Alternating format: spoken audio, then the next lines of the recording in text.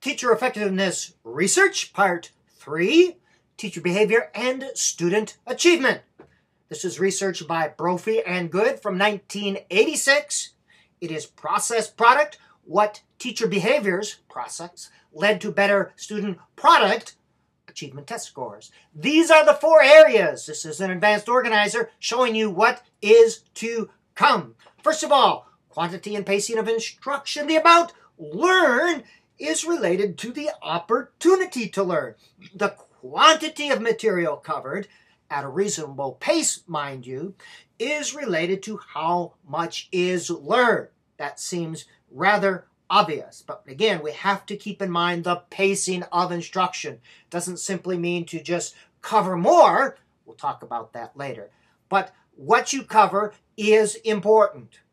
The teacher emphasis in these successful classrooms was on academic instruction.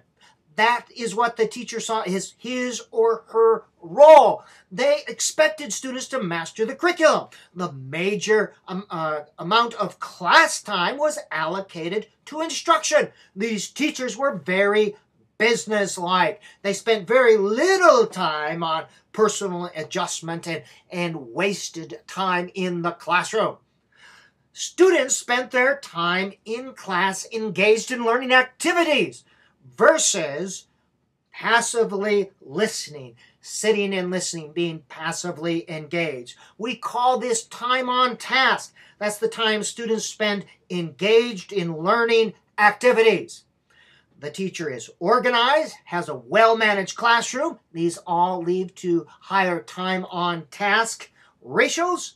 The teacher is prepared, teaches rules and procedures, has appropriate level of assignments so students don't get frustrated so they can stay actively engaged, has appropriate lesson pacing, and has this term called with-itness, is aware of things going on in the classroom. Number 4, consistent success is related to academic learning time. Now, this is the time students are spent engaged in academic learning activities, but engaged at a level in which they can be successful within their zone of proximal development. So they are successfully engaged in learning activities. That is why pacing is important, and that zone of proximal development is just a little ahead of their independent level at which students can complete a task successfully with teacher structure or teacher help.